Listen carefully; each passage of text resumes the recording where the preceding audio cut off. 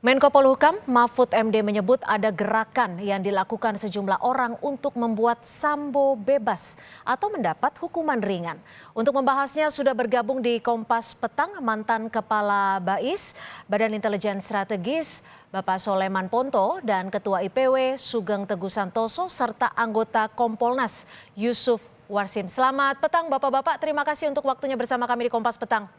Selamat petang, selamat sore. Ya, saya akan ke Pak Soleman terlebih dahulu. Ini Pak Mahfud sepertinya sudah loud and clear menyatakannya.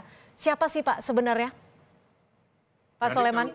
Pak Mahfud kan sudah bilang ada upaya untuk gerakan bawah tanah. Dan saya bisa melihat dari indikasi, ya betul itu ada. Kenapa? Kita atau saya terbiasa melihat sesuatu itu dari indikasi. Indikasi dari mana? Kita semua melihat bagaimana jaksa itu sejak awal itu betul-betul dengan kesungguhan semua ahli dimunculkan untuk mencari atau untuk membuktikan bahwa apa yang didalilkan untuk memenuhi pasal 340 itu terpenuhi. Dan dalam uraiannya terakhir, semua unsur yang ada di 340 menurut jaksa terpenuhi dan meyakinkan. Bahkan Sambo tidak ada satupun hal yang meringankan. Nah, berdasarkan uraian itu, tentunya semua logika orang yang ada itu sudah pasti ujungnya tuntutan itu maksimal. Karena dalilnya atau karena fakta awalnya itu semua maksimal. Sehingga pasti ujungnya semua pikir ini maksimal. Tapi ternyata kan tidak. Ini indikasi. Jadi ibaratnya kalau anak sekolah itu ada 10 pelajaran, Ya. selama ulangan ujian dia dapat 10, tapi akhirnya dibilang hanya kamu dapat 9 saja. Lah kok bisa 9 ada 10, ini gimana ini? Nah, ini kan indikasi jaksa sebagai penuntut sudah pasti dia akan menuntut maksimal. Kalau fakta atau unsur-unsur yang akan dituntut itu 340 itu terpenuhi, dan menurut jaksa sendiri itu terpenuhi kan? Ya kalau itu terpenuhi, mengapa ujungnya itu tidak maksimal? Inilah yang dibilang indikasi. Oke, Pak Teguh, Pak Sugeng sudah, Pak Soleman sudah menyebutkan indikasinya sudah jelas. Unsur-unsurnya sudah terpenuhi, tapi nyatanya tuntutannya bisa dikatakan kurang maksimal gitu. Kalau menurut Anda seperti apa Pak Teguh?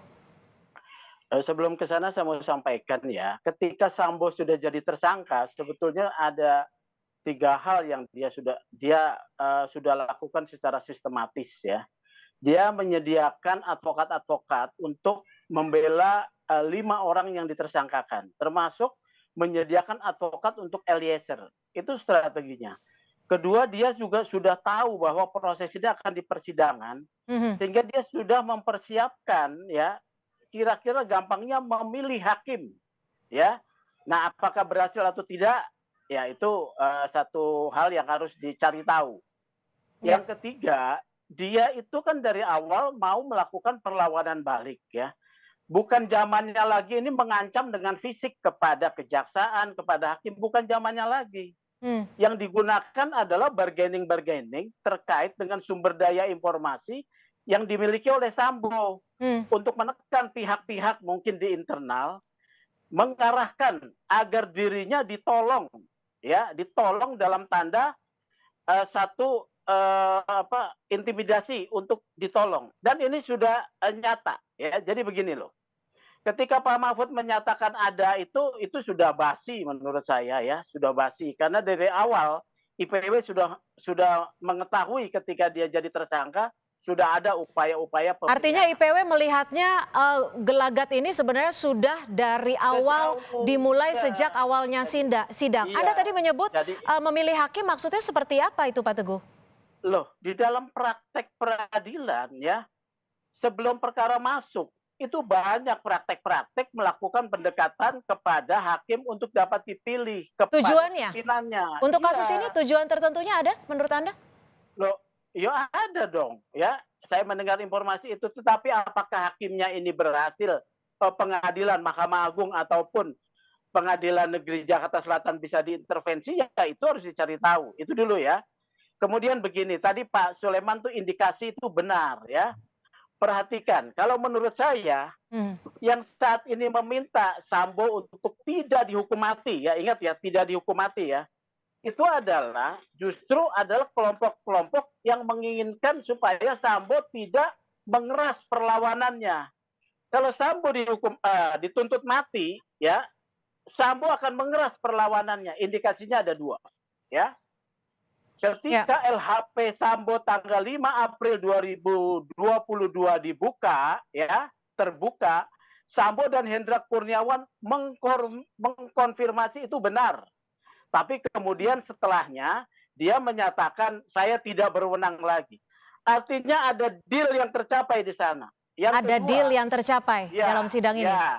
Oke. Yang kedua, indikasi ketika Sambo menyatakan bahwa selama karirnya Hendra Kurniawan sebagai Paminal 126 OTT polisi, ya, ini tidak terbuka kepada publik. Kalau Sambo dihukum mati, bukan hanya dua ini yang akan dia buka, mengerasnya perlawanan Sambo. Dia tidak rela dirinya dihukum mati. Oleh karena itu lobby yang dilakukan ini, ya, mungkin lobby bukan hanya sekedar Sambo, tapi kelompok lain yang tidak ingin gaduh. Baik, saya akan ke Pak Yusuf. Pak Yusuf, tapi kan Pak Mahfud MD juga sempat menyebut bahwa menjamin independensi dari kejaksaan. Bagaimana Anda melihatnya? Baik, terima kasih Cynthia. Dalam hal ini Kompolnas tentu melihat tahapan pengadilan pembunuhan berencana Brigadir J yang dilakukan 5 terdakwa ini tahapannya sudah luar biasa bagus, sudah sampai penuntutan, artinya ini bagian dari bagaimana menindaklanjuti hasil penyidikan. Nah, itu dulu yang pertama. Yang kedua tentu Kompolnas merupakan bagian dari sistem pengawasan lembaga penegak hukum yang fokusnya adalah kepolisian. Kami sendiri tentu dalam hal ini sejak kasus itu sudah P21 kami terus berkoordinasi dengan Komisi Kejaksaan, begitu juga dengan Komisi Yudisial. Maka dalam hal ini, dalam pantauan kami tentu kita harus menghormati tuntutan yang telah dibacakan oleh JPU. Nah, kami sendiri terus memantau apakah ini ada kaitannya dengan pihak-pihak kepolisian. Dalam hal ini tentu dalam sepanjang ini kami sendiri belum mendapatkan satu data bahwa itu seperti itu penuntutannya terkait dengan anggota kepolisian.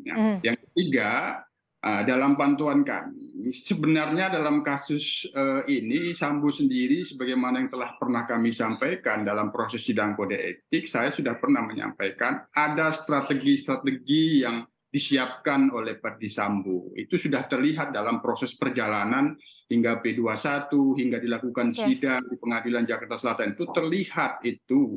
Maka dalam hal ini, apa yang akan diputuskan nanti oleh hakim tentu apakah skenario-skenario yang disusun Sambo itu berpihak kepada Sambo atau skenario itu berantakan diputuskan oleh hakim yang pada saat ini sudah dibacakan tuntutannya. Yang keempat, Mbak Cynthia, kami sendiri karena melihat ada strategi-strategi tentu telah pernah menyampaikan kepada Ketua Kompolnas bahwa Verdi Sambo satu sisi dia mengakui perbuatannya, tapi pada sisi lain dia berusaha untuk melakukan perlawanan. Perlawanan itu sudah terlihat beberapa waktu lalu sempat mengajukan gugatan tun atas pemberhentian tidak hanya.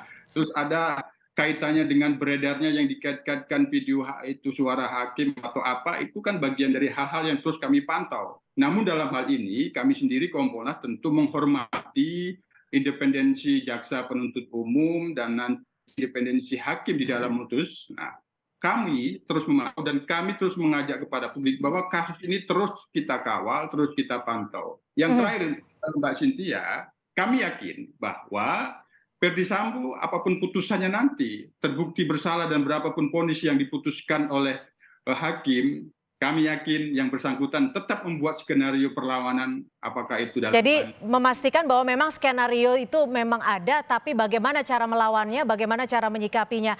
Lalu bagaimana dengan gerakan bawah tanah yang memang disebut oleh Mahfud MD? Apakah gerakan bawah tanah ini betul-betul bisa mencederai arti keadilan di muka sidang? Kita akan membahasnya usai jeda. Tetap bersama kami di Kompas Petang.